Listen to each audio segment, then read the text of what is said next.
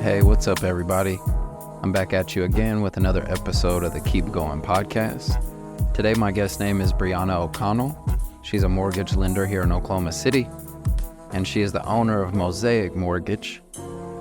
As far as the conversation, we talk about many things. We dive into our hobbies, life, how we build relationships, how we grow, how we push through hard times, what the process was like for her opening the mortgage business, and much, much more. But I really appreciated her time. Every time we get to chat, it's always a great experience. So I hope you all enjoy as well. As always, keep going. Well, Bree, thank you so much. I appreciate you. And your office is beautiful, by the way. Thank you. Thank you. Mosaic Mortgage. Mosaic Mortgage, putting the pieces together. That's right. I just love that you got a place that fits your personality type. It just feels like affirmation, honestly. Like I can't even really say into words, which I know this is the time to do it, but it's like, it was just the right time at the right place, because I thought about starting a mortgage company before. So I actually looked at this place a year ago, and it was completely set up differently. A lot bigger offices. This was like one whole office here. So the structure of it was different. It really didn't fit what I could afford at that time. And then I ended up joining another mortgage company because I was like, I just don't think I'm ready yet. And then with the new shift that just happened this summer, which again was very unexpected, which we can kind of get into what happened. But I reached out to my friend, the commercial realtor, who I was like, hey, if this space is still available, like I'll make it work. And it ended up being 10 times better. Someone had rebought it and renovated it again. And also, it didn't even really look like this. No, it was different. It was nice. It had been renovated, but someone came in and made it 10 times nicer. I like I don't even know what type of style you call that, where it's like greens and dark oranges, dark reds, those type of, I don't think it's earthy, is it? But no, I think it's like jewel tones, because it's actually really similar to my house. Okay, yeah, right. It's really similar. It's like very eclectic, very jewel tones. It's like wealthy, but it's not like in your face, I feel like. It just feels very like transgressive. Like it could just, I feel like it lasts forever. Like maybe that's why I liked it so much walking in, because one, we already talked about it, but the smell was beautiful. But it's sleek, but not modern in a way where it's like Apple Store. Because I do think there's a balance to find between there. Because I have friends that have clothing stores or boutiques, or now you've got this. And it's not that you want to be like so modern that it's like in the future, but you want it sleek and clean, but it still kind of has that old school feel. So it's really interesting how you put it together. Thank you. No, I mean, this is all the owner. And then just trying to lean into it. So it's been great. They have fantastic taste, fantastic style too. But no, I feel so lucky to be here. It's crazy. It's wild that it came back a year around. A year around with a space that worked. It was available. I needed it in like 2 weeks because of how everything. And she was like, yeah, this is so crazy. This person is here. They're actually moving to another office. Wow. And it'll be ready in 2 weeks. And it was just like it was like, if you needed a sign, like I was just getting them left and right, that it was just such an affirmation and such the right move to make. So I'm really trying to remember that as things get hard and, a little bit more challenging. Gosh. But no, it's so true, because even in anyone's journey, but especially ours being in real estate, there's a lot of unknowns and inconsistencies. But in my opinion, one of the things you try to master is being very consistent in an inconsistent business. Absolutely. Like you want all this pipeline, but really it's a day-to-day business where you're trying to prospect and then close deals and all those things. But to know that you looked at something and then it comes back around. I'm big on the energy as well. So you'd be like, no, it's meant to be. If I don't take it this time, what if I miss my window? Because I think of that sometimes too. If like, when I look back, not regretful, but I'm like, oh, did I miss that window? Okay, it wasn't for me. Let's move on.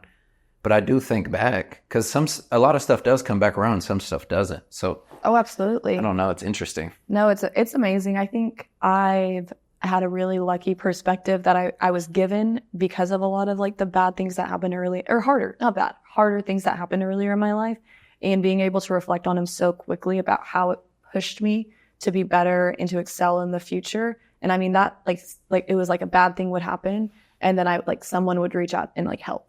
You notice this as a child? Well, I mean, early adulthood. Okay. It really things started getting hard when I was 17. And so it was like things got really hard and I was kind of really lost and not sure what to do. And someone reached out, was actually the president of my college at that time. Someone touched me and she like pulled me out. And it was just like that quick, like, golly, if I didn't go through that, I would not be where I am today without going through that for her to help me. Yeah. And setting me on a completely different trajectory. And academic career, which is, I mean, literally led me to where I am today. Where'd you go to school? So I started at OSU OKC. Yep, me too. And awesome, I didn't know that. Did you get an associate's there? Associates? Yeah, and I loved it because it was one, affordable, but not as packed as like a OCCC. So I felt like it was pretty nice there, and you had a gym and stuff. I liked it. It worked for me. Loved it. I mean, I will attribute everything to that point there. So I was supposed to sign to play softball in college and had that hip injury. Couldn't play anymore. And this all happened that summer. And so when you're 17 or when you're graduating? Yeah. So I was 17 when I was graduating and I had a surgery a month or two before I was supposed to graduate. And they were like, you're not going to be able to play after this because you might not be able to walk if you get re-injured. Like it was just going to be like it was more of a risk assessment there. Like, hey, if you keep playing, like this could keep happening. You could, have really serious injuries later on. But sports is everything, at that time. Oh, absolutely. I mean, to be told you can't play it is unreal. As an adult, it would suck to be told that. Like right now, if we were told we can't go hike, we'd be heartbroken.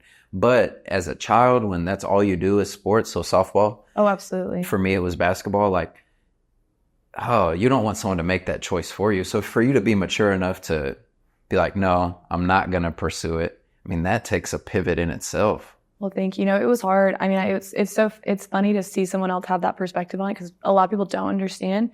But I've played softball since I was 4. Like, I really called it my first love. Like, I mean, truly. And here, if you ever get in touch with the softball community, they're crazy. Yeah, I mean, especially in Oklahoma. Oklahoma, yeah. We played on 2 teams. You played school ball. If you weren't playing a weekend, you were picking up.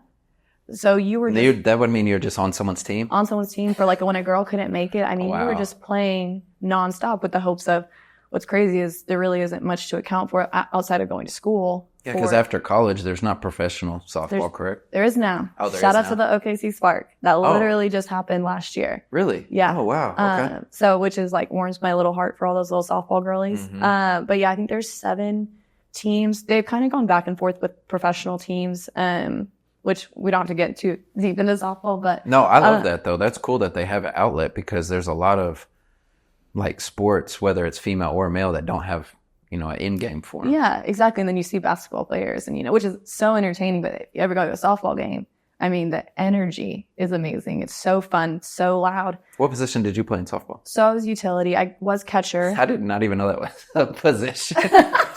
Let me tell you what it is. Yeah, so utility. I was catcher until I stopped growing because softball girls are, I mean, you got to be kind of big. So you were bigger, younger because you were tall. Yes. So catcher worked. It worked great. Okay. And then I hit high school and I stopped growing. And they were like, we can't put someone behind the plate that's going to get pummeled. Like, because when you're running. Oh, yeah, because you get checked. Oh, absolutely. I mean, you're taught in softball, you tear that girl down. That's so crazy. It's such an aggressive sport, which I love so much. But, and so I moved from there to third base and. You'll have to break these down for me though, because I know where you're saying. Okay. But you got to tell me the importance. So third base, like, is that a demotion from catcher or? No, I mean, it's really wherever you excel outside of playing like really right field. And even then, I mean, right field's probably the only place that you're not getting the most action. Right field from the mound or behind, so right field is behind first base. So from the mound, I'm looking right side. That's where the foul balls go.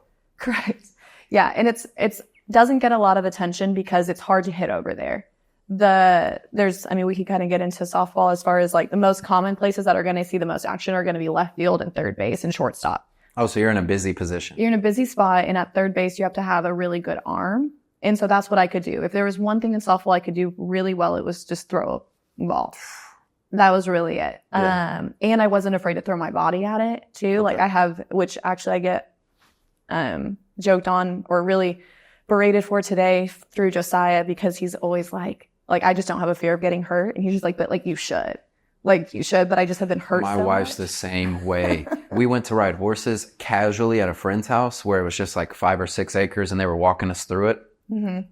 me and the guy are riding next to each other, smooth, just trotting. I'm like, yeah, I can do this. I'll hang out with this guy. This is chill. And then you just hear gallops, and I look over, and my wife's sitting there with her cheeks like blowing back, and that horse is just taking off. And I'm like, you don't have any fear of it? And she's like, you can't really live that way. So it's funny that you bring that up. That's a great spirit to have. I think it's fun. I mean, honestly, some things I probably should be more cautious of. Yeah.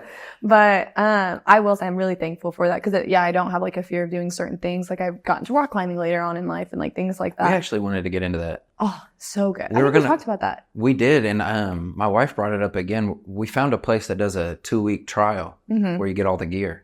So is it downtown? Is it here? It's either downtown or Edmond, one of those two places. But we're about to try. Okay, let me know. I'll go with you. Okay. Because Josiah's not as big into it. He does, because I saw my gear and everything. Because like I would get. You got a chalk bag? Yeah, I have everything. I have the shoes. I have the harness. I love it. I have a chalk bag. No, I have everything. But it's not really something you can go do by yourself. Why? Like you can. They have so the true types of rock climbing, you can auto belay where it's like hook up to a machine. Like if you've ever seen the kids on the rock wall, that's what they do. Or you have a person-to-person belay where you need someone to control. So if we went, we'd be partners. Well, depending on how big your wife is. Yeah. It's kind of by weight. Like you could belay me, but like we would have to trust that I could belay you because if you're heavier than me, then you could lift me up. And if I fall, it's really controlling how you come down. And you're there to protect them. Like if they miss, then you hold the belay. So both people don't climb at the same time. Oh my gosh, no. Okay. I don't know anything. No. But see, I could go and help. Yeah, now we can go. That's awesome. It's so fun. So you want to find people like I let someone, but you also have to trust them because I let a random person belay me one time, and she did almost let me fall, and I was like, "Oop, never again." Never again. So you really want to go in with people that you trust. Well, that'd be cool if us four went then. Yeah. That'd be easy. Yeah, because you and my wife could belay each other, and then me and Josiah are about the same size. And it's so much fun. I've gone with just people who have never rock climbed before, and it's just such a good time. It is kind of like, it's really what you make it to, because I mean, you can get a little beat up from it. Like I remember going and like my knuckles look like, people were like, did you get in a fight? And I was like, yeah, with a wall. But it's gotta be fun because when you're a kid, you're doing things like that anyway, like climbing trees and rocks and stuff. But in my jiu-jitsu class, I had a guy named Brian. We used to joke that his grip strength was crazy because of being a rock climber. Oh, yeah. And he's the one that told us we should try it. And then literally a month ago, we make a list every so often of like 6 to 10 things, no matter if they're huge or small, of what we need to do. And it's helped us stay on track, and it feels good to cross something off. Yeah. So we went hiking a certain place, and it was on our list, so we marked it off, and like rock climbing's on there. So I would love to do that with you all. Yeah, that'd be awesome. Put it on the list. Especially since you're not. I'm not calling you a professional, but since you've done it before, it'll be nice to get the layout. Oh, absolutely. And you go to the silos, that one down here. Yeah, okay. I like it. I do like it. Threshold is nice. That's in Edmond, and then they have Blockworks. But it's one thing too is like this is the one that they really do belay a lot. So that's the one where you go the highest. Bouldering is like where you know bouldering is. That's like? More like obstacle. Correct. Got it. Yeah. Significantly harder. So you like to just go up. I just like to go. You don't get scared looking down? It's so funny that you say that. So I think I get scared, but it's like a controlled fear. Yeah, because you're gripping the hell out of the wall. Kind of, but I also get vertigo. So when I look down, I kind of get, you know what vertigo is, right? Like, I know the word, but I don't really know what it means. There's like so many different versions of it too, but vertigo's like when it affects, it's like you have water crystals in your ear. So when you're getting elevation changes, I get sick a lot. Like we fly off a plane 9 times out of 10, if we're changing elevations too much, I'm usually sick for a day. If I'm not getting thrown up or I get a cold or some sort. We went and hiked in Colorado, and that night we came down and I was just toast. It was funny when we hiked our first time in Colorado. We were in Estes Park. That was where we were. Yep. Yeah. And this was our first road trip. So 4 or 5 years ago, we took our first trip together besides like small trips, like just staying in Oklahoma. So that was our first long road trip. We went through New Mexico, Colorado, Kansas, and came back. But when we were in Colorado, we went one day, and it was our first time at elevation, and we started hiking. And we picked a day that it was kind of stormy, but not raining, just like light snow. So there was like no one there. So it was pretty cool. It was kind of scary being somewhere you've never been and then not seeing anybody. I was like, are we not supposed to be here? Yeah. But we hike. And from the truck to maybe 2 football fields, like not even that much, we hit that first wall where we stopped to tie up our shoes a little bit. And I was like, dang, I really can't breathe. And I was like, what's wrong with me? And then we went up a little higher, maybe another couple football fields, and it hit us again. Then after that, we were good.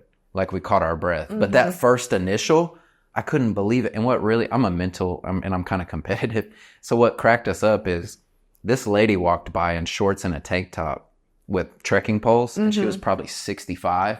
She was like, "Hey, good morning," and just kept going. And I was like, okay, I need to just dig deep. So we took a second and it got better. And then it was actually a blessing that no one was there. We ended up having a great hike. But that elevation, it's surprising how bad it can get you. Oh, absolutely. Not even just with the sickness, just like trying to catch your next breath. No, absolutely. We ran into the same thing. I went snowboarding for the first time because we're very big. I think we're very similar maybe in like, I will try anything. Yeah, we might as well. Like, honestly, just I was very against it, which I do understand after going why.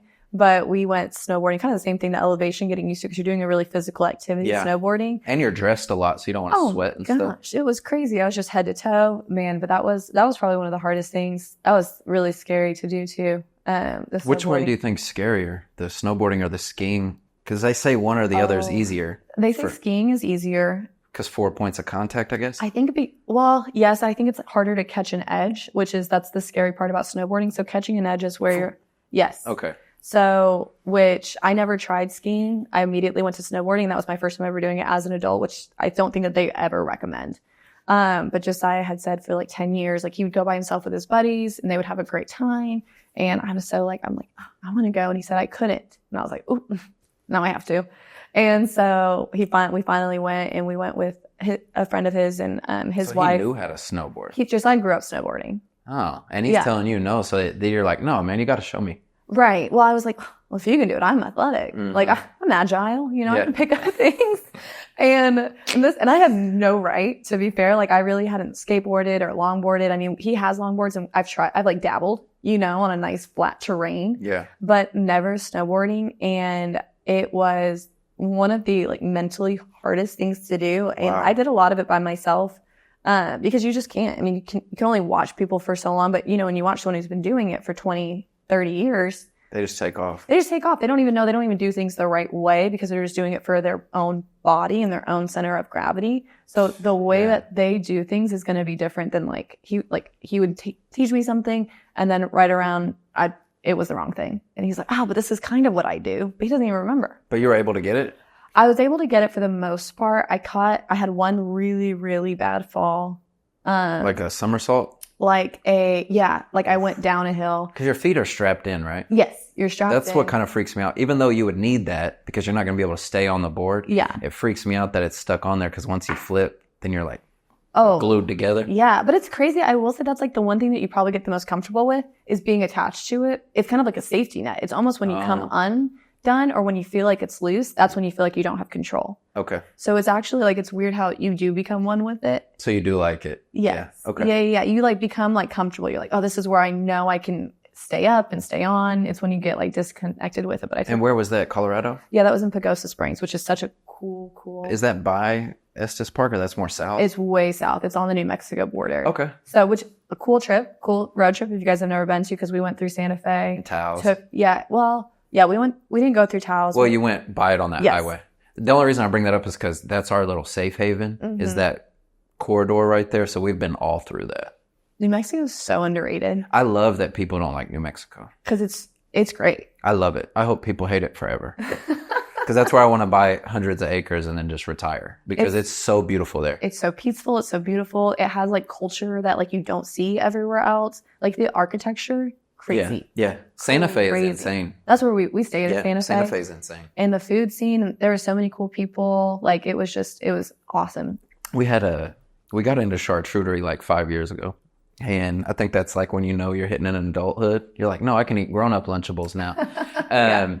But we went to a place in Santa Fe and it was so nice. They did the board, but it was on like a black slate rock. Mm-hmm. And then they were the first ones that I ever did that had dark chocolate and some fresh fruit to mix in. So that was cool. Yeah. And then we got a wine flight. It was really nice. And then you're in one of those old Santa Fe style buildings. No one's there. It's like a Tuesday. So it's just, we got spoiled out there. So I know exactly what you mean of being in that area. And Pagosa Springs, I've heard good things. It was amazing. It's like a very humble town, and the mountain's very humble. Like it's family owned. Which is just like, that's cool. It was amazing. I had so many people from the resort from the mountain help me like, which I guess is not really common, but they like, cause you have to like pay for lessons and stuff like that. And I like befriended this dude. So there's this one called the Magic Carpet, which is for little kids. Like little kids go, have you been snowboarding or skiing before? Okay. So it's like. So that's where I would be. With yeah. the Yeah. kids. You'd be rocking the Magic I have no Carpet. shame. I'm down. Nor should you. Wait till I tell you what I was wearing. And I wish that this was like a video so I could show you too. But so like I ended up rocking this Magic Carpet for like a whole day and I befriend this dude. So it's like this 8-year-old. This dude, no, I'm kidding. I'm kidding. So I befriended this grown up who's 8 years old. It was so crazy. He was 4 feet tall, but I promise that he was a grown up. No, but it's like it's like an escalator, but it's flat, right? Okay. So that way your snowboard and your skis can lay flat on it, right? Okay. And you just go up this little tiny baby mountain. I mean, like you're hitting higher elevation on a treadmill than you are this mountain. Or incline, you know? Mm-hmm. So you go up the Magic Carpet and someone helps you every single time to make sure you don't fall off. Cause that's like the hardest part is getting on the conveyor belt. Okay. So you have this dude that kind of like picks you up and it's this like big dude. His name was Scott. Like he was amazing. And I mean, I probably went up it 100 times and people don't last that long. That's I think one thing too is like people do it like, cause there was other people there learning and trying a lot of like husbands and girlfriends. And they just like, quit? Or they're tired? Quit. Yeah, you just get tired or quit. And so, I mean, like... But you're like me, where it was like, no, I'm going to conquer it first, then I can be tired. Yeah, exactly. Exactly. Because I'm tired now. But. Like, I was beat. My, like, everything, especially because at first, like, I had a little butt pad on, which was nice.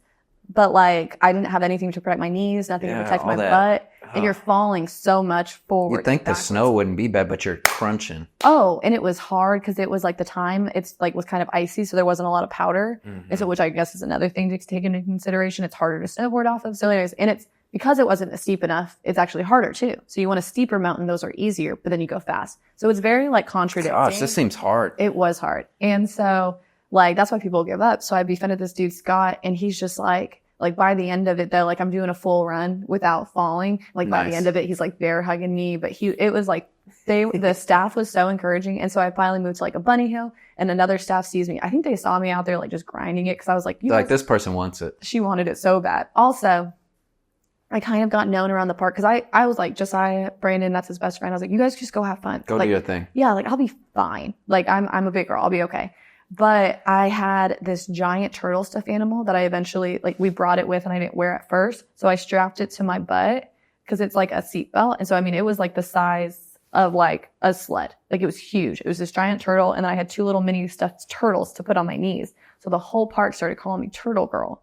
And like people are hanging from the gondolas or whatever those are called, like the ski lifts, like turtle. So anyway, so I kind of got known around there. And so like the staff would like help me and they would like sit on, like they'd be like, let's go do a run real quick. And for free. It was just the best place. I can't say enough good things about it. Well, it's a surprise. Well, it's not surprising.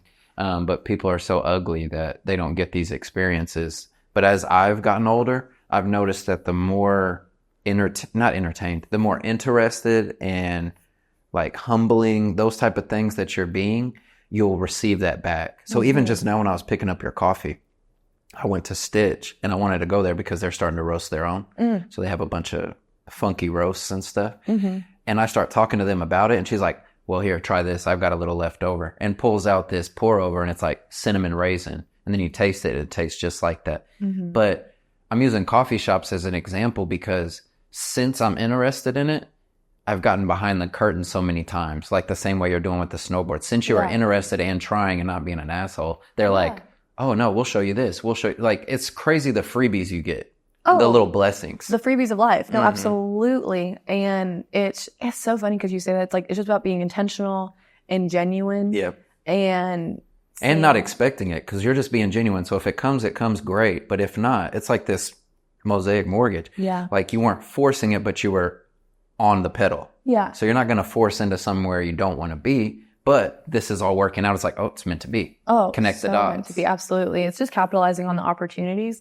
Like and then maybe that's it, right? Like you capitalized on the opportunity to talk to her and then look at what it led to. That's true. I think that's really it, is just keeping your mind open to like, well, what will this conversation hurt me? What will this high five hurt me? Like, what will this engagement hurt me? Or like, and that's really it. Like, you're right. Like, I'm not going into expectations, but I'm going into it with an open mind. Yeah. And just being a good person goes such a long way. Like I'm bringing up coffee shops because it's the quickest example that comes to my mind, but we were in Flagstaff and it was the same thing. I started acting interested. And then when I'm telling her thank you because she's letting me try all these, the whole staff is like, no, thank you for being interested and caring. And I'm like, that's cool. Like, I'm just a normal guy. I just am actually interested. So they're taking the time. They're like, absolutely. oh, are you in the industry? Do you do that? I'm like, no, I'm just like a fan.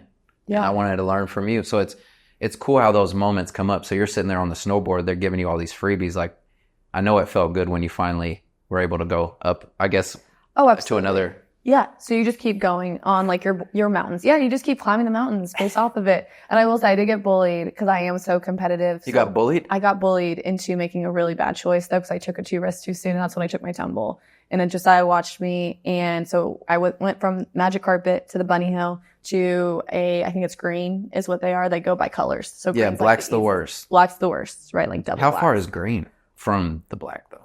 I think it goes like maybe green, yellow, red. Maybe. There's not enough steps for me. I need more separation. Oh, honestly. I need some more colors. Seriously. So you tumble. I need like a beige. Yeah, no, I took the biggest, I took the biggest tumble because I was getting real confident, but I didn't know how to stop. And I didn't know what to do. Like, cause I had been prepping for like 6 months. I had like prepping, and I'm doing air quotes, is like, I was watching TikToks, like 24 hours of snowboarding. And I'm a very visual person, which You'd be surprised what you can learn from that stuff. Oh my gosh. That's how I learned golf. Another sport that I picked up last year. That's fun too. But so I like had this guy challenge me, and he was just like, Bree, you're crushing it. No more magic carpet, no more bunny hills. Oh, ouch. You need to go to the next one. And so I'm like, I am crushing I do. Absolutely. No more magic carpet. So we go and decide like the whole way. He's like, oh, I don't know about it. I don't know. And I'm like, I'll be fine. Like, I got it. It's like, you just go down first. Like, we even press, like, you go down first. So that way if something happens, you're right there. It did. And so I go down, and it's this thing called rolling, where you just have a straight board, and no one does this. Professionals don't even really do it. It was just a mistake. I didn't know. So I'm going straight down, and I catch an edge, and like everything happens. Flip forward. Well, I flip forward, and then I flip so hard, I flip back onto my head. And so I knocked my helmet off. My helmet came forward and smashed my goggles to my face. Like, I went black. Like, and it was, the worst thing is like, I was like, oh, that was scary. And I ended up having like PTSD that night. I couldn't sleep at all because I just kept picturing myself fall. Got over it. But like, poor Josiah had to see it. That's what I was thinking of, honestly, because I'm a empathic person. So I'm thinking of Josiah like protection mode. Oh, I felt terrible because he did see it, and he ran up to me. He started crying before I did because he was just like, what just happened? You know, he was so scared, and I was just like, I think I'm okay. And I'm like seeing spots and stars, and he's just like, that was the scariest thing. And he was like, no more for today. Like, that was there's definitely like, know your limits. What about the golf? Like, did you all pick that up together? Because I see you all together in the golf carts. No, so that was... So it's another thing he's good at? Another thing he's good at. He's just good at everything. Yeah, that's tough. I know. There's some things he's not... What is he not good at? Yeah, let's harp on those. Yeah. You know? No, he's good at everything. That's golf's hard, too. It's so hard. I'm really athletic, just like you, and golf is hard. It's such a mental game that's probably the hardest thing. And the more I stop caring, the better I get, though. I just stop caring about it. And I only go back as far as I feel comfortable. I used to want to rip them, and I would never make good contact. So now my dad and them will laugh. They're like, you're only going back about a foot. And I'm like, it's my comfort zone now. So it may be 7 strokes, but it's not 17. No, absolutely. And that's the mind game, though, of it, right? It's knowing how to control, like, yourself and your own ego, and not, because same thing. I mean, I would just get up there and, like, softball swing. Like, I can crush it. Ripping it. I could just, like, when I made contact, I made contact. Now, it would boomerang back to me because that's called a slice, and that's really common for, like, people who, like... Yeah, mine slice. Yep, exactly. Mine sliced so bad to one way that I turn... Oh, we're facing the parking lot. Yeah, we're doing 90 They're like, we're going over here. I'm like, I know. Watch. Yeah, exactly. Check this out. Exactly. And so, no, same. So, like, wicked slice, like, but when I would crush it, I'd crush it. So that was, like, mentally hard. It was hard for that, but Josiah grew up playing it to not get too far. Josiah grew up playing it. He's probably been playing it for, like, 15 years. So he started when he was, like, 18, you know, and he's 35, 36 now. So his list of skills is crazy. It's insane. Yeah. And what's crazy is when you look at him, you're like, you're not really, you're like, he doesn't look unathletic, but he wouldn't be like, that dude's good. Like, you know, it was the biggest thing seeing him on a snowboard. I was like, wait, like, you're he like starts athletic. doing like little tricks coming off the hills. Yeah, he's so athletic. And so, what's it like with the golfing together though? Because golf in general, when I go with my dad or friends, it's just so peaceful. So what's it like with your significant other? I think one thing to keep in mind that we both grew from is knowing it's a men's sport. So it's not catering to women in the slightest bit. I think it's trending more. How so? What do you mean? So, well, golf, gentlemen only, ladies forbidden. That's what it stands for, if you didn't know. Really? That. Gentlemen only, ladies forbidden. Really? Wow, I did not know that. Golf started with. And so, and it just kind of... Look at you breaking the rules. Well, I will say it's not me. It's definitely a lot of other women out there who... That's a huge reason. So that's tough. It's very discouraging, right? So most women don't golf. Right. So you go out there, and if I'm lucky, my favorite time was golfing with just Josiah and myself. But it's actually not really common that you get to just do that because people want to play. So they have to pair you up with other people. So a lot of times the biggest struggle would be my insecurities. God, Josiah was so patient. Because he's like, just play. Don't worry about these people. He's amazing. He was so amazing. And because I'm so competitive and I was such an asshole, and he was so patient the whole entire time. I mean, I would just rip his head off and he'd just be like, but you're doing amazing. And he's just so good. He's so good.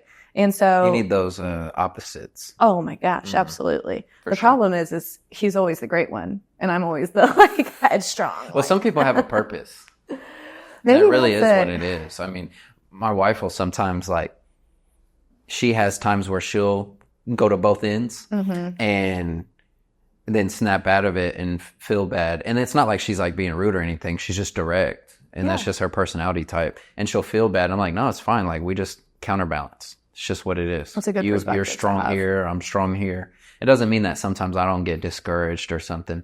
Yeah. But then I try to know that it's not at me. It's for me to be whatever we're talking about. That helps too. Because I think it goes back to competitiveness and ego and all those things because you start second guessing. Oh, absolutely. So it's all insecurities. 9 times out of 10, any misbehavior or indirect aggression stems from your own insecurities. And so I think he's really cognizant of that, and he knew that. And I was really honest with him, hey, this is what I'm struggling with. I'm struggling with this. And it would be little things that just would discourage you. So it was you're always trying to check your own mental, like you said, try not to swing the ball too hard. I'm trying not to crush it. So you're already challenging yourself that way. Well, then picture the fact that you're not welcome. And it's little things, right? Maybe they're not blatantly telling you that you're not welcome, but for example, your tee box where you hit off of is up closer, right? That's where I hit from. That's a great place to start. It's the family tees, right? Hey, I'm not going to I'm kidding. I hit from my dad's one because he's 55 plus. Okay. So I think we do the seniors. Hit the grays. Yeah. But I understand what you mean for sure. Yeah. So, but there's nothing wrong with that, right? But the problem is when you're golfing with other gentlemen, they hit first because they're further back and they drive past your tees. So they forget that you're there. And then you have to be hey, I still have to hit because if they drive past, right, they're ahead of you and you could hit into them. So either they forgot about you or they don't think you can hit that far, right? So both kind of not really encouraging. And when you're playing with Josiah, it's different because it's not really that big a deal. There's no pressure. But then when you're teamed up with some randoms, they may be kind of rushing you. Oh, absolutely. And they immediately look at you as a female and they go, you suck. You're going to slow us down. You can't hit as hard. It's just all the things that you literally feel. And I will say too, which is very, I don't want to make blanket statements, but women are generally more people pleasers. We're more of the chameleon. We like to adapt to scenarios. We're problem solvers, but we do that. We bear a lot of the weight of that. Yeah. And so when you feel you're slowing someone down, you'll speed up. What happens when you speed up in golf? You suck more. Oh, way worse. So it's just this vicious cycle. And it's because we don't feel we're already supposed to be there. And we're already slowing you down. So we're nervous. We're speeding up. We're playing. And then it's just self-fulfilling prophecy at that point. And it's long. It's 4 hours. Oh, okay. To be fair, that is too long to play a sport. Yeah. That's a long time. It is so long. It's so long. It's fun. It really is. But it's like a chore. Oh. To an extent. Yeah. For that length. It's just now feeling I could play 9 more. Which is crazy because Josiah would do that all the time. And I'd be how are you playing 36 holes? That is insane. Yeah, my dad will do 36. It's crazy. But he loves it. He loves it. There's some days where I'm I could go again.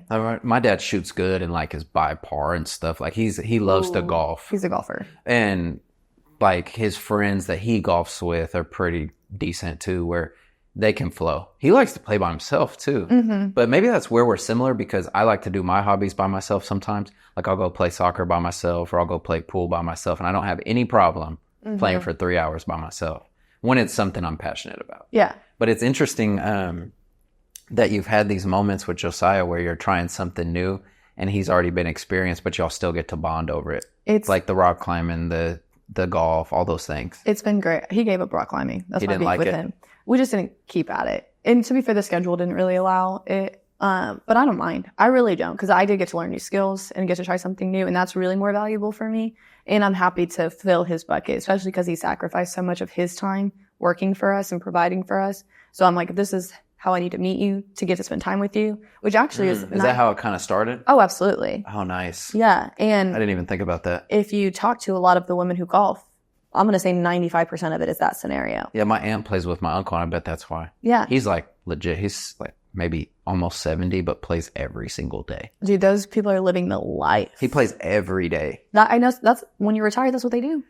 It almost seems fake. I'm like, every day? Like, I played once and my shoulder kind of hurt, but I'm just doing it wrong. Yeah, no, when you're older, they just poke it out there. They're not going to crush it. You know, they're not trying to get the albatrosses, the eagles.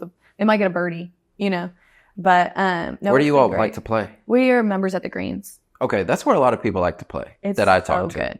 Yeah. Like Alex Moses and a few. Yeah. Yeah. I'll come embarrass myself. That's fine. No, I'm a pretty good putter. That's where I suck. That's my highlight. That's okay. We'll scramble, and then you. No, I'm actually a good scrambler. Because that's my only good thing, and I can chip.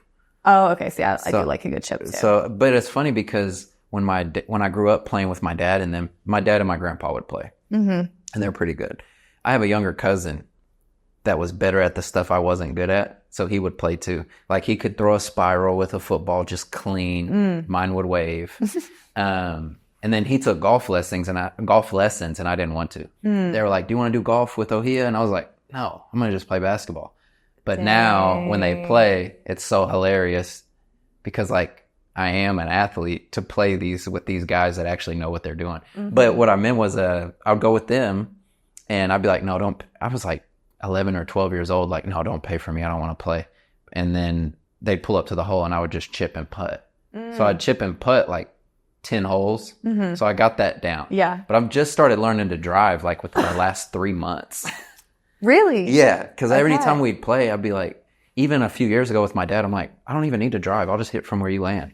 And we'll just play." Like, he's like, "All right, I don't care." Honestly, that's such a good way to start though, because then you're not getting intimidated by it because you are learning so many things at one time. So you probably have a better mental outlook on it. Yeah. I was happy to stop. Like, I was like 8 or 9 balls for nine holes. Because I was just ripping them to the side. Yeah. And my dad would always laugh because he just has those 3 the whole time. Yeah. But I mean, golf is one of those things where it reminds you of life and the fact that if you push too hard, it's pushing back. Oh, absolutely. It's really interesting. It's been great though. We actually just went and golfed for the first time somewhere else, which we golfed in South Carolina, which was cool. so fun. Golf with my uncle.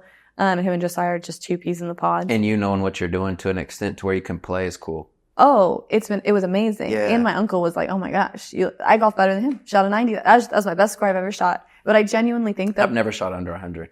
I've only played 4 times as far as keeping score. Well, that's why. I've played a lot of rounds. I just stopped keeping score when I was on stroke like 17 and like 3 holes. I'm like, just throw mine away. I'll just play with y'all. Yeah. I mean, to be fair, but 90's nice. Thank you. It was really exciting. But Josiah's like a 61. No. He's really good. I think his handicap right now is like 4 or 5, if anything. Wow. But we haven't really played that much since starting Mosaic. So hopefully we'll get back. Well, and the ankle. So I played with the broken ankle, and the 90 was on like practically 1 foot. Oh, so it should have been like 75. Could I have been in the LPGA maybe? Yeah. Could I have won it all? Got a jacket? Watching the Olympics, I'm like, oh, I'm right there. Really close. That's the funny part about the Olympics is when you see like the random sports. And ping pong's not that random, but I feel like it's so high level when they're doing it that I'm like, there's no way this is the same game I played with my friends. No, isn't that not so funny? It's so casual. I think everything in the Olympics is so funny to me. Have you seen it's not spike ball, tech ball, where it's a table like this that's curved outwards and it's ping pong but with a soccer ball and there's 2 people on each side? I feel like I've heard of it, but no, I haven't seen it. Dive down that TikTok rabbit hole. It's insane. So like me and you would be on a team against like Josiah and someone else. I'd have to kick the ball to you, then you kick it over, then they kick it over. It can only touch once, and then like pickleball. So it's just like ping pong, but It's a table that we're kicking a soccer ball off of. See, that's too much already. I also tried pickleball, and I'm like, there's too many rules here. I just want to hit a ball as hard as I can. Do you play tennis at all? No. Tennis is fun. My wife and I. Okay, so if we do rock climbing, y'all have to do tennis. I'm so down. Okay, cool. I tried doing tennis one time, and I like hit it over the. We were playing. Well, that's outside. normal. Yeah, I hit it. You're learning. Yeah. You were just trying to put some heat on it. Every time. Every time. My wife laughed because I was watching this Asian guy that was playing where we were, and he was working on a curveball. Mm-hmm. So he's already leagues ahead of me. Yeah. But I'm a visual learner. So I was like, let me see how he does this. And I got one time where I was able to hit a curveball just from watching him. It doesn't mean I was consistent, but I was like, okay, slicing it like that. So it's funny I fall in love with like sucking at stuff and learning. Like I've got friends that play tennis or people that do golf and stuff. I'm like, no, show me like the little things, like what makes it tick for you. So I bet Josiah loves giving you the pointers. You don't think so? No, we don't do that. Oh. We don't give pointers. Okay, there's rules. Yeah, that's the number one rule. That's how we've learned to be better at golfing together too, because I am such a competitive person. All the fault comes on me and how I want to learn a new skill at the age of 28 that I was. I was 28, now I'm 29. That takes a lot of humbling. And so knowing how to communicate like, hey, this is driving me crazy. And it was really just because his pointers are great and they probably will be great like 2 to 3 years from now. But the big disconnect, and this is actually why I do like helping like other new beginners, because I'm decent now, right? Like I can play. Yep. I'm nowhere near great by any means, but they forget the mechanics. Like little things that they'll be like, just whip the ball. And you're like, but like, how do I hold it? Like how do I stand? How do I do the little nuances that he just does automatically? It's the same with snowboarding. He doesn't even think about what to tell me because he just does it. It's so funny how similar you are to Rachel, because we'll play pool and she's like, no coaching. I'm like, okay, cool. No coaching. Every once in a while, I'll like drop a tidbit, but she's so naturally good at things that she picks it up anyway. But it's funny because I'm in the same boat where I'm like, okay, she said no coaching, but I just want to show you one thing that could help with this issue. Yeah. You see it. Something we did work on is like, I just want to show you how to hold the pool cue correctly, and then you do whatever else you want. Like you do whatever, and then we work through it. Yeah. But it was funny because like I don't want to teach you all these things of the game because that's all day, but just like do this and then do whatever you want. So I bet it's similar. No, like, it's so small pointers, like hold your feet this way and then do what you want. Even then, honestly, no. Oh wow. Right, like it's very like he'll say one thing to me and like I'll be like, did I ask? Oh. Like it's very snippy and I try to control it. I'm just like, hey, no coaching. And that's probably been the hardest thing for him to do is like not give me pointers. But it's because he just doesn't know what I'm working on today. And like also they also say like just play the round, don't practice, right? Because that is kind of how you practice, but it's like you don't want to change it up in the middle of a round. Just play the whole thing. Just play the whole thing, especially because it's such a mental game. Is like if he tells me like, hey, you're doing this, then that's all I'm thinking about. And then it messes up your other swings. And then I'm like, but I was doing this and you said I was doing this. And it's like, how do you know? And it's just it's such a hard mental game that's what really messes you up. I mean, there's so many nuances of golf that they say, like, don't talk in someone's backswing. Don't say anything to this. Don't say this. Don't say that, because it's such a, like, you just don't know what someone's what's going to throw you off your swing thought. So what's that like for your relationship? Like, are you always constantly improving each other that way where you're holding such a focus to it? Oh, yeah. I'm so lucky with him that because I don't know if we've ever talked about this, but when I studied with my master's degree in psychology, I had an emphasis on relationships. Yeah, never talked about this. So relationship building, specifically attachment theory, but I just had a lot of interest in relationships. I think they're the foundation of life. Literally is how we've built the civilization that we live in today is based off of relationships. You just said opportunity, bringing it back to the coffee thing, that was based off of your conversation with someone else. Opportunity doesn't come out of thin air. It comes from people and what we've built. And then of course, whatever you believe in, but that was told to you too. Yeah. So I just really believe in the foundation of relationships. And since I really started getting into that for my schooling, he was so receptive to it and always wanted to hear about it. Or if like I mentioned something, he was like, oh, well, that makes sense. Or he would read the book that I was reading based off of relationships or attachment theory and just listen to it. And I attribute that so much to, not just him being as a person, but our relationship is the want to constantly work on our relationship and be better and be not necessarily, I don't know if closer is the right word, but more cognizant of our closeness. Yeah. And how to have a good foundation with it. Yeah, because it's interesting when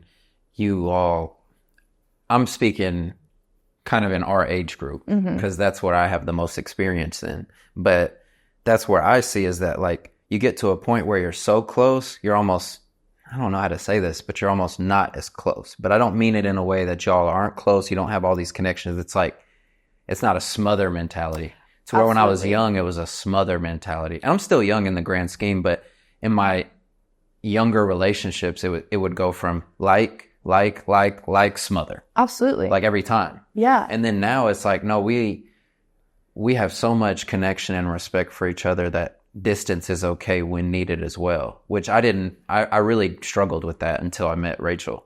It's hard because you're securing that relationship, and that's part of attachment theory, right? It's that need to constantly smother. And we struggle with it. We both have different relationships and we grew up different, based off of what I studied off of attachment theory. A lot of how you build relationships starts, some people say, from birth and your caregiver at that time. So people say that that attachment can change.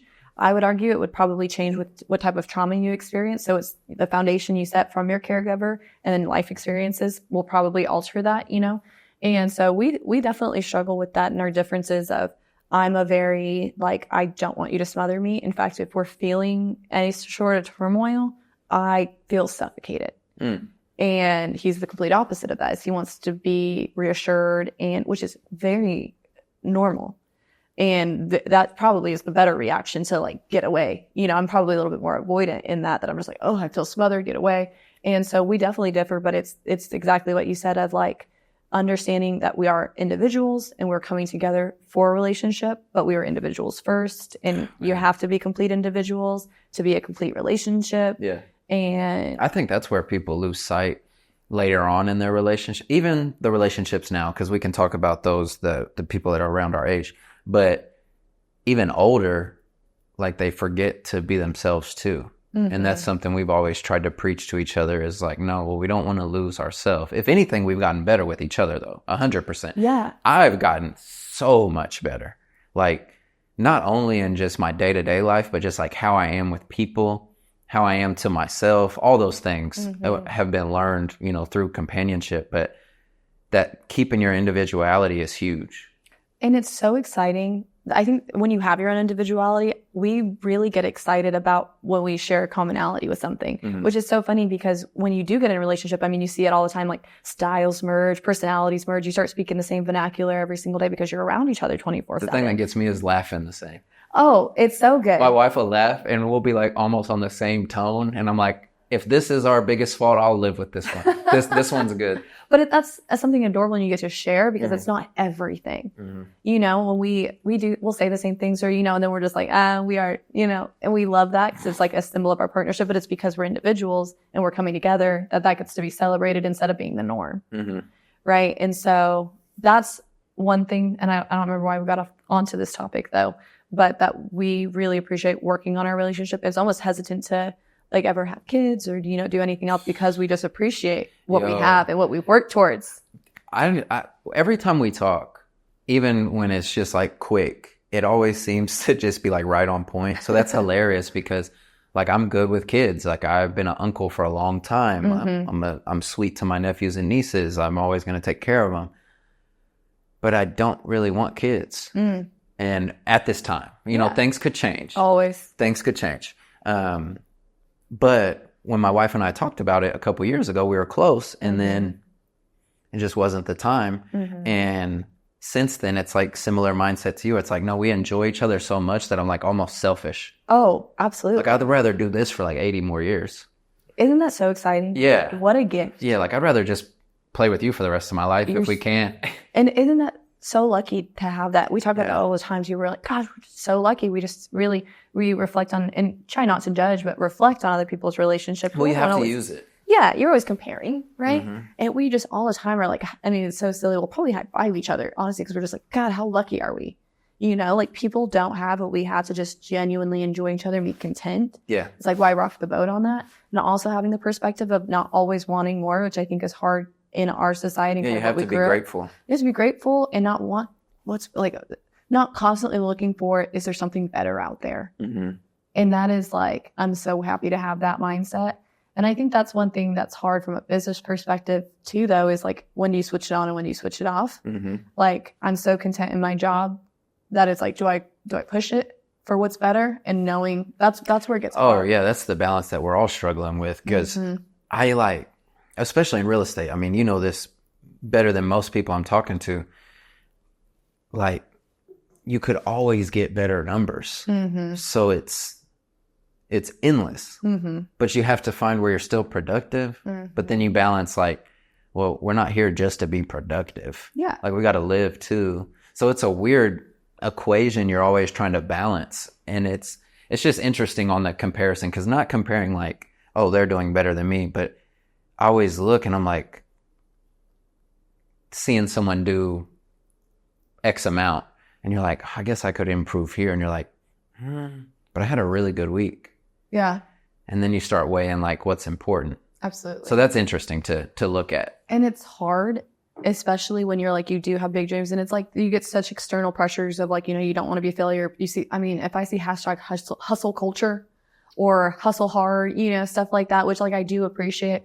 But on the flip side of that, it's like the always striving to like grow. And it's the balance of being grateful too, where you're like, gosh, but what's something beautiful that we built this week? But it like also wanting to improve. And it's like focusing your energy on like what's actually tangible to improve versus like what made me feel good this week that I did, you know what I mean? And saw results. Like, cause I could have done something all this week. I could have vacuumed my office 10 times and been like, I really worked hard on keeping it clean, but did that do anything? Did that add value? Smart. That's smart. You know? And so it's been interesting getting older and focusing on those things too. And you talked about it, right? Like, what do I value? And we had a conversation. We sat down with someone that I worked with for about 8 years, and he's 10 years older. He's just turned 40 and didn't have any kids, really value their life a little bit differently, in which they are similar to Josiah and I, maybe yourself and Rachel, is that like, they don't want kids. They didn't want kids, but they get the luxury of really valuing their time. And so what their goal is to have as much time together as possible. And I talked to another person who's about 10, 15 years older. He's got 4 kids, which is nothing against having kids or anything. Just because everyone likes it different. Absolutely. And how they structured their life. They could have kids and have, 20 rental properties and have all this, who knows, right? But it's different into the one perspective here we have with a couple who never had kids and very content, very focused on their relationship and their own well-being, and their value is time. And the opposite of that, I talked to them, what's their goals in 10 years, 5 to 10 years from now, and it's to build this massive company so that way they can give it to their kids, because they didn't set themselves up for comfort in the future. And it's just, when I talk to that person about what my goals are with Mosaic Mortgage, and I'm like, ooh, I think it's going to be different than what you would appreciate. And when I'm talking to the person who, I'm talking about the person who's, wants to be, this would be another mortgage lender who wants to be a correspondent lender and end up opening their own bank. And, it's a huge conglomerate of financial lending. And I'm like, I would love to grow, and I'm not opposed to that. But when you ask me my years, 10 years from now, is to have enough passive income that we have a healthy work-life balance. And Josiah and I get to go travel. And that's way more important. Now, if growing the business is what takes me to get there, then I will absolutely do that. But that's my real goal. Yeah, I look at that all the time when I'm trying to reassess where I'm at. And then you're thinking of, what that, not just success, but what that destination looks like. But then I always wonder, because you'll see people talking about efficiency and they're like, yeah, like order your groceries and do this and you outsource this and outsource this and hire an assistant for this. And I'm like, man, but I like going to buy my groceries. I enjoy knowing what I'm getting. Like, that's a small example, but like, you have to find your happiness, and that's it. And I think sometimes we battle with like, are we there yet? Or that I just want to enjoy it along the way. And the last few years have really helped me do that, where I can take time to just enjoy the day to day, because there is always more. So it makes me lucky to know someone like you that you can bounce that off of, because you don't always get this perspective. Yeah. Most of the time you get what are your numbers and what are we doing here? Yeah. Instead of like, what are you working on with yourself? Oh, I read a book on relationship attachment and it increased my connection with my significant other. Like, some business people aren't even going to entertain that. Yeah. They'll just be like, cool. Yeah. That has nothing to do with moving the profit this month or something. Well, thank you. I appreciate you saying that, because I feel like I'm sometimes alone on an island with that. Mm-hmm. And I struggle with that, because one thing we do get that other generations is we get to see other people's success right in our face, or what they present to be success.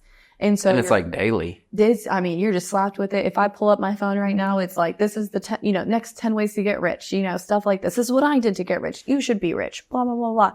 And in whatever scheme they think, or, whatever value they see that in.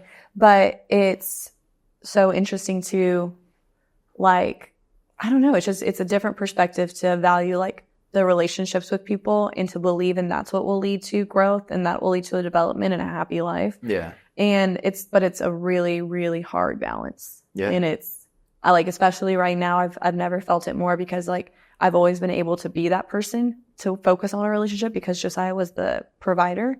And so he was always handling that. Well, now it's switched to where, yes, Josiah is still working and he's now a loan officer, but the weight shifts to where it's me in my business. And that all happened in the summer. This happened a month and a half ago. Let's get into that, because I want to pick your brain on that. And I know we're on the time limit, so I want to check that. Yeah. So by no means what happened, I'm very grateful. It was the switch to being Mosaic was just not expected in the time frame that I thought it was going to be. Okay. The company that I worked for decided they have 10 different ways that they want to say it. They decided to merge with another bank.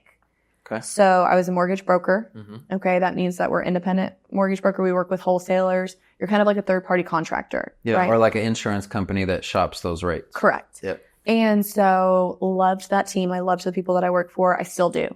The values that they have as people, immeasurable. Really, really great people. Well, end of June, so about June 15th or so, they reached out to all of us loan officers and said, hey, we're going to merge with a bank called Geneva Bank. Okay. And if you're in real estate, one thing you'll hear is the word bank. And if you are, a realtor, you might not steer, that's a really bad word to say, but you might actually commit a crime. No, but you just might inform your clients that, like, hey, this is sometimes the issues of working with a bank in lending, right? And we know that banks are amazing, right, for different reasons than what a mortgage broker might be, or just a strict loan officer. But sometimes banks have a lot more red tape. Like, they have a little negative stigma in real estate of working with them. And so that's how it was when I was a realtor. And sometimes I hear other realtors say the same things. So first thing you hear is they're going to merge with a bank. And you're like, oh, I don't want to work for a bank. I want to be a mortgage broker. Okay. And so you hit a little bit of wall there. And so they let us know they're merging, but we didn't really get a whole lot of insight into, like, how's the merge going to happen? Which a lot of times you don't want companies merged. That happened with me on a brokerage. Okay. It just merged, and then there was all these new rules. It's like, oh. Exactly. Right. And so they did it for whatever reasons that they felt like it was right for them. Mm-hmm. We can all interpret them. But so they merged, and I did some real self-evaluation. I talked to the different loan officers. Really, they talked to me. I had so many 2-hour phone calls of trying to put out fires of just people were upset, because a big thing too is we're in the middle of June. This is busy season. Yeah. All of us have 8 to 10 contracts at a time if we're lucky. Mm-hmm. And to know, hey, a shift is happening. What do we do with those files? What happens? They're in 10 different places. It was just the least ideal time. Yeah. And mind you, also for me personally, is my husband just quit his job 2 weeks prior. For this, or no? To be a lender. Okay. Yeah, to be a loan officer with Wheatland Mortgage, the yeah. previous company. Yeah, before June 15th. Before June 15th. Okay. Also something to keep in mind, I had just hired my own processor. So you're trying to expand. I was trying to expand. I was trying to build, hired my own processor. Husband just quit his job. So I become the primary breadwinner, right? Or we're hoping for that, right? In the family. And I just hired a processor. So now I also have a salary to pay or compensation, right? And so then 2 weeks later, I do all this and I get informed that, hey, my company's merging and there's going to be a completely different structure of how you're going to run your business. Yeah. And outside of the stigma that's around banks, we have just been promoting brokers are better. It's a hashtag. It's a very common slogan that brokers are better because we have more available options. Yeah, you can shop options. Yeah, absolutely. And so that's the catchphrase. Brokers are better. And we're drinking this like Kool-Aid through a vein. And I am, And so I do some soul searching, and I'm like in that 2 weeks really trying to figure out, is it the right move? And this time I do some research into starting my own brokerage. I talk to other lenders about maybe joining their team, other brokers about joining their team. I look at different institutions. I talked to the CFO of the bank they were merging with. That was one of the stipulations. I wanted to talk to her, which I loved that it was a female. And so I wanted to talk to her, had a conversation with her. I really tried to do my diligence in making this decision. I didn't want to take it lightly. Yeah. Which is smart. Thank you. And so in that time frame, though, in that 2 weeks, I decided, I was like, there's just nothing else that we need to do. Like I just need to start my own. And I don't even know if I even made the decision or if I just started doing it. Like I just called someone, told him, hey, this is what I want to do, and started getting as much help as possible to start it as quickly as I could. Yeah. One thing that I was always told is it takes 60 to 90 days to start a mortgage brokerage. You have a lot of lag time. There's a lot of compliance that you have to do around. I mean, we're dealing with credit, we're dealing with financial, like there's so much intricacies of starting it and so much laws that you have to follow. Yeah, for sure. To do it. And we got it started in about a month. It's crazy. Which was it. Thank you. For any type of business. Thank you. But let alone a licensed company with so many rules and things to go by. It felt like a lot of rules and regulations. And so it was, I mean, I'm so blessed or lucky or whatever you want to call it to have the partners that I do for my processor, for Josiah, my husband, in their patience with me, because not only was I trying to start this company, so I'm trying to do loans. You know, yeah, not only are you starting it, but you're still doing the thing. Right. So I'm working out of 2 different companies at the same time. And we literally have one now. I didn't forget about it, but now, we've absolutely. Got one. And so which should be closing hopefully this month or next month. So you know. Absolutely. Yeah. All good to go on that too. Good.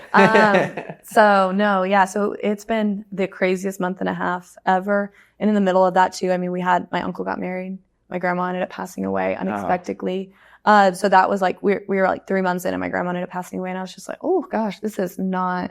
I'm coming into that season of my life too. It's not planned. Yeah. And so, wait, what season are you coming into? I'm just saying with grandparents getting older. Yeah. Like I've lost a grandmother that was my dad's mom, but in the last couple months, both my parents' fathers are not doing very well. So I'm coming into a time where it's like, oh yeah, I appreciate it. But it's one of those times where like, oh no, this 5 minutes is important. Oh, this 5 minutes is important. And so I resonate with you for sure. Yeah. Remember, it's important because I did not think I was there. Yeah. Well, you can always think of the times you missed. Oh, absolutely.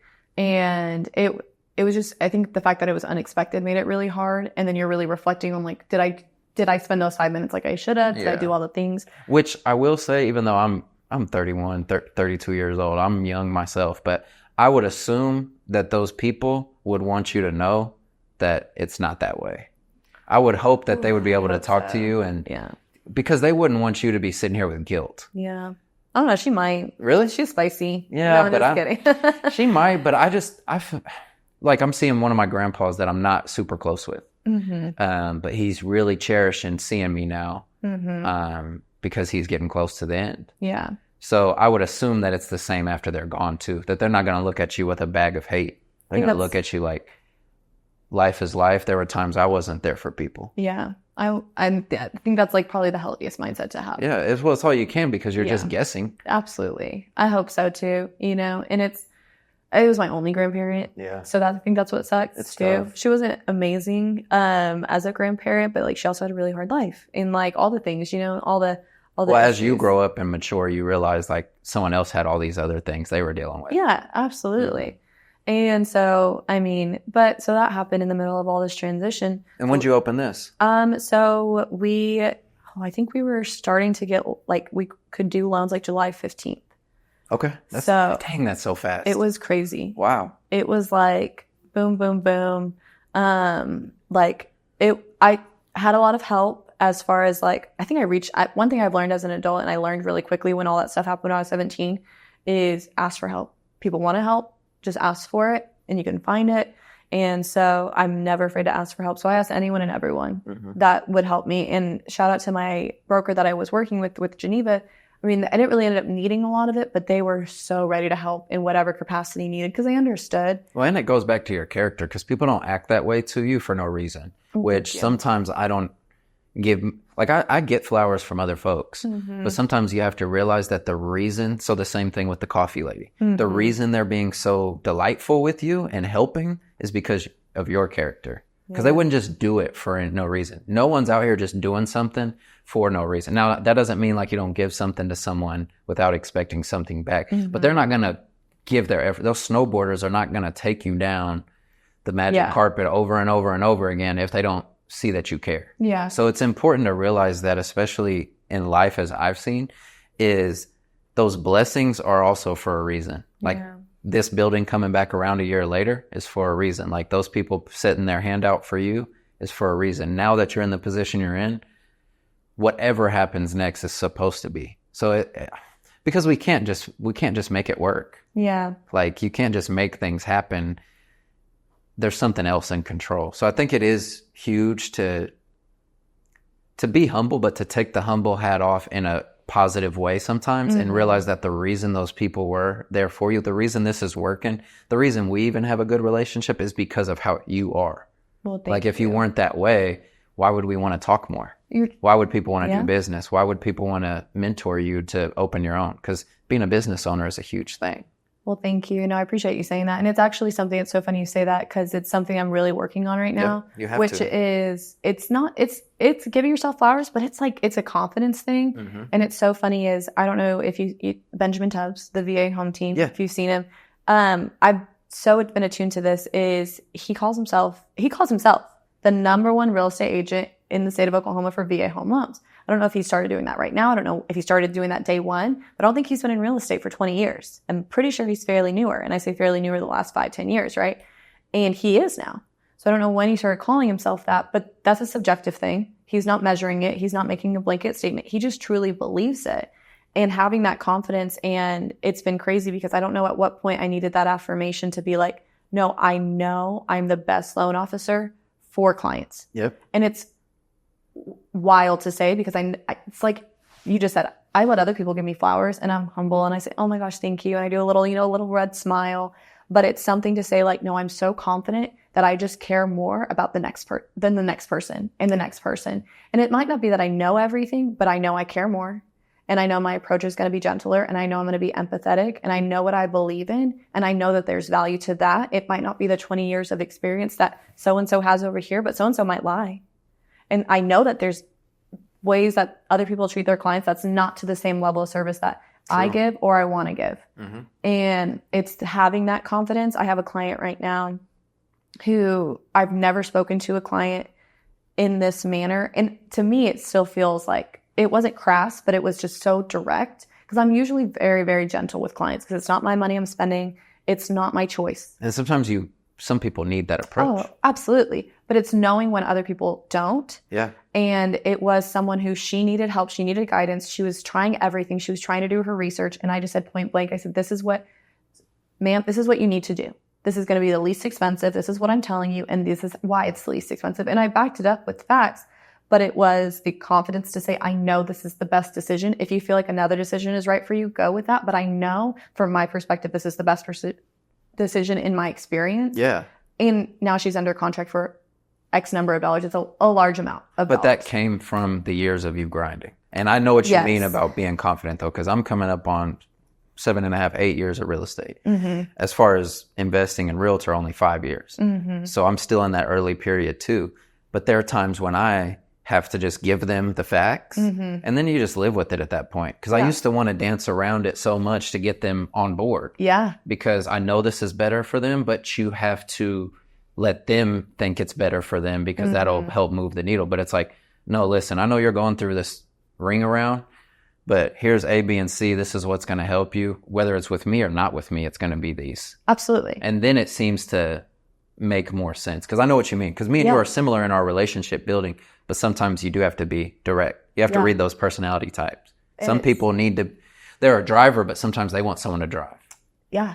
I think I would be the same way, honestly, because I might be hard to work with if I had to go through this same process, you know? Like, you don't know. You don't know, right? But I think that's exactly it. Is like when you are the driver so much, like I would love for, like that's so funny you're saying this, is because in Josiah and I's relationship, he's the passenger princess. I'm the driver. And since I've had my ankle, I can't drive. And so, but I'm like, wait, this is kind of nice. Like, I'm on my phone. I'm not paying attention.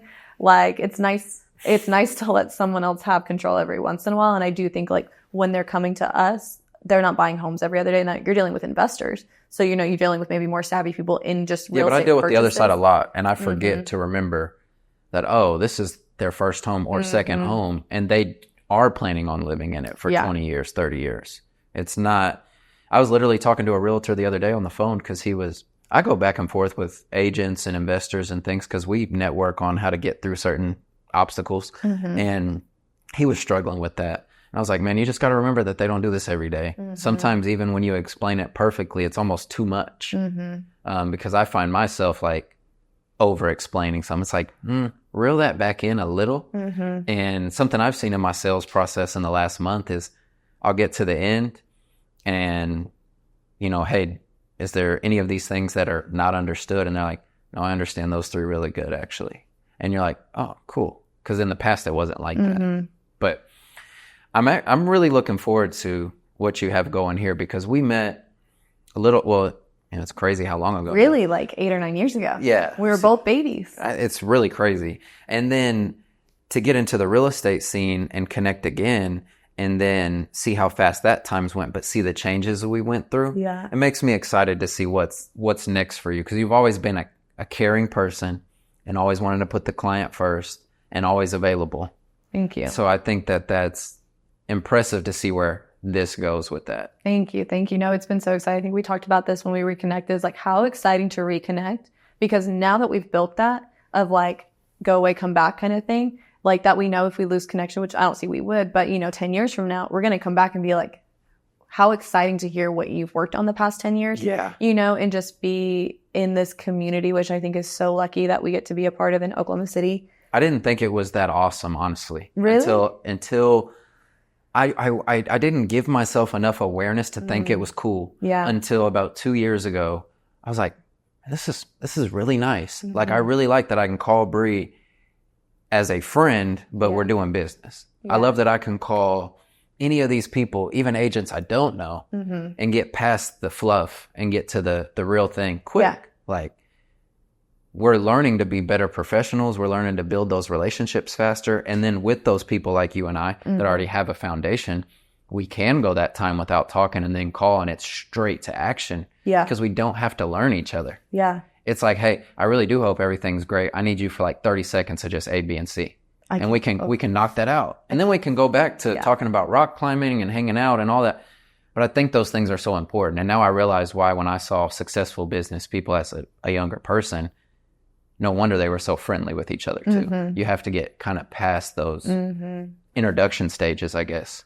Doesn't make you so excited for the future? I mean, I'm so excited to be where we are now, but I'm like so excited 10, 15 years from now just to see all the people rise together. Because this can't be it. You know? My gosh. But it feels like it sometimes. You're like, oh, no, I did it. And you're like, wait, no, this can't be it. No, I feel like we're just on the cusp. I think that's what's so exciting about being in such a growing city too, which is like huge. I mean, you just feel. Yeah. You feel it bubbling. Yeah. Of just like growth and development. And I mean, I don't know if you've ever gone to the Capitol or if you've ever done stuff like that. You know, go talk to the lieutenant governor. No, I haven't done that. Lieutenant governor, go talk to them and just their goals of growth for the city. I mean, sometimes it's a little defeating because their goals do a little contradict with like the safety that you want to feel of like where we are, right? The stability. Yeah. I know OKC. I know the affordability. I know where we are. I don't want people coming in from California, raising up our house prices, you know. But on the flip side of that, you're like, but you grew up here. I grew up knowing the Redhawks played in the Chickasaw ballpark downtown, and that was it. Yeah, that was it. It was it. It was not Sonic, and then Harkins went in, but like that was it. And now we have Scissortail, and we have all the different districts, and it's just so, I'm so excited and so thankful to be here for it, but to see the growth that I think that outweighs the fear of not growing with it. And I just think it's so exciting to be a part of. No, I the thing I want to leave on then is you saying that like we're just on the cusp and getting to see everyone rise together is actually really cool. because you see people in business and you see all these older people, whoever they are, and you don't see the backstory. And like, yeah, majority of our group are in their late 20s, early 30s or mid 30s. But we're going to talk in 10, 15 years and the story is just going to be incredible. And I think that's cool because I didn't know that I would meet people, because I was so tight-knit growing up, that I would meet people that meant so much to me later in life. It's crazy. And only for this connection. Like, yeah, I don't see you every day. Yeah. I definitely don't talk to you every day. But I've got a friend in you and Josiah that's forever now. Yeah. And I think that's really cool because it came from business, but they're real. Yeah. So I think it's awesome. But before we get out of here, I always like to ask if there's just anything you'd like to say or ask me, because I feel like I'm asking all the questions. But if there's anything you want from me, and then I'll close it out. Let's see. Anything I want to ask you? And if not, it's fine. I know you'll call me in a week. I know. Well, what's funny though is because I think you're really good at like still conversing even on every topic. So I'm like, man, any question I would ask you. I think one thing that I really admire, but I am curious about is like, because your whole, I mean, I can see that you're relationship based. Yeah. Right? You're relationship based. But how do you decide who to bring into your circle and not? Like, because I see you and I see like, your bros and stuff and you're always hyping them up, and stuff like that. But I'm sure there are people that come into your life and they're not supposed to be. And that's something that I really struggled with. And so I'd be interested as someone who's very intentional with their relationships as well. Like, how do you navigate that? I would say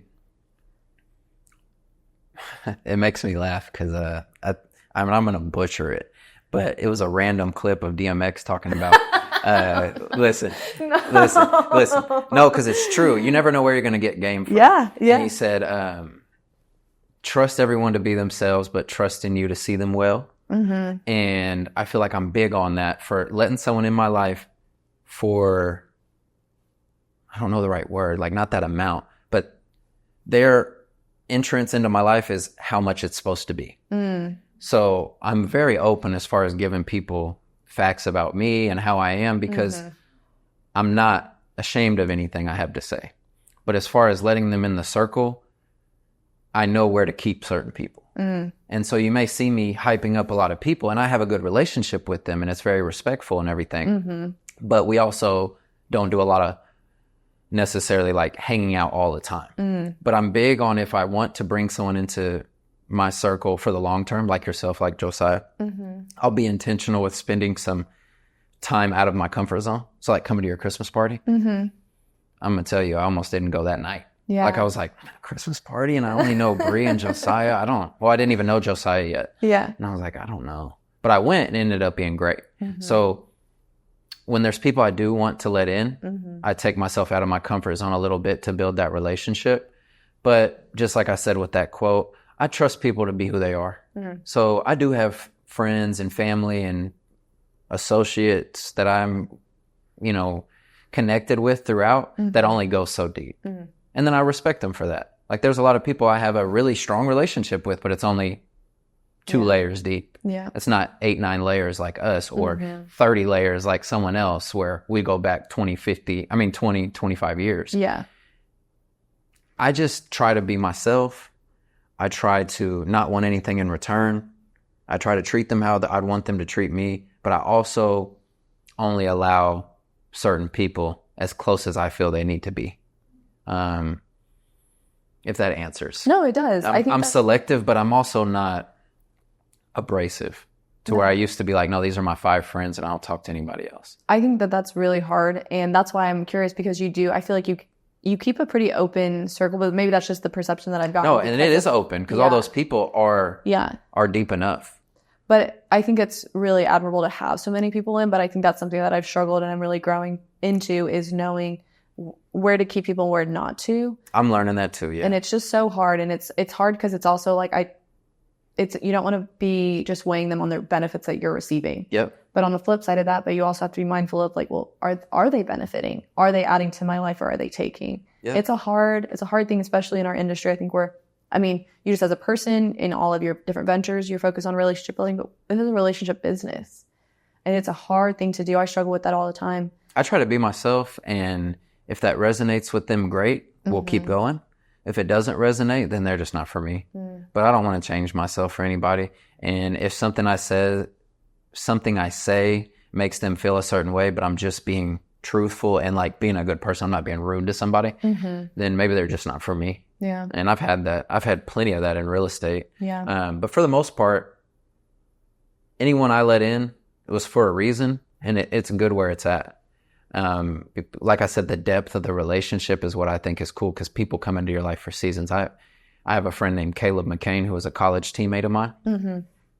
Never met him in my life till college, and we haven't really hung out after college. But I talk to him like once every couple months just to catch up, and he lives here in the city. We just don't meet. One random day at an art show, my friend was having it at New State. Wait, no. The other one by the parlor. The burger place? Burger Spirit. No, it is New State. It is New State. New State's in the plaza. Not that one. That one's really amazing. I just went. But the other one. Okay. Some other burger place. Yeah. I walk in to go to the art show, and he's sitting there with 6 people at a table, like a triple date. He gets up and walks to me, and we hug and didn't say nothing for about 30 seconds. Because that's my guy. But I don't see him every day. So that's how I am with everybody. Like, maybe, like I had a friend from elementary text me the other day, and we had a quick catch up through text, and that's it. I haven't talked to him in 2 years since I helped him with his house. But he's lost a brother. We went to elementary school together. Like, I don't smother my relationships now, and if they had a foundation at some point, they still have it. And if they're not meant to, then they're just not meant to. Like, I have people that I'm real cordial with, but I'm just not, I don't want to hang out with them. But I'm going to respect them and build a business relationship and get deals done, and I respect them, but there's not my cup of tea to like go rock climb with. Yeah. You know? Yeah. But honestly, it was really refreshing catching up with you, because I feel like it is every time.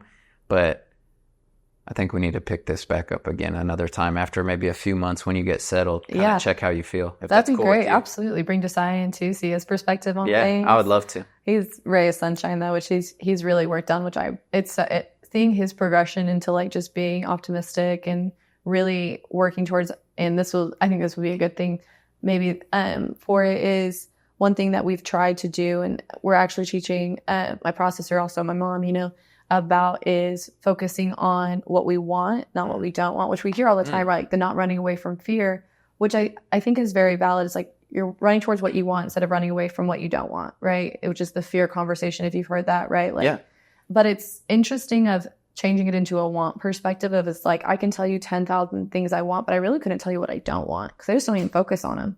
That's true though. Like, I don't want to go scrub toilets. I don't want to go, work 60-hour work weeks. I don't want to do this. I don't really think about it ever. Something that we focused on as a group, and I think we're really excited for, is focusing on what we want in the life we want and what we want to give. And it sounds, the want versus the not want, but that's really what will be exciting to hear 2 or 3 months from now, is like, how are those wants coming along? Yeah. And, has that changed? And because things are going to get harder before they get easier for sure. So it'll be interesting. Well, I appreciate you always being yourself. This was cool. Yeah. Thank you for your time. This was great. It doesn't even feel like work. We're out of here. Thank you.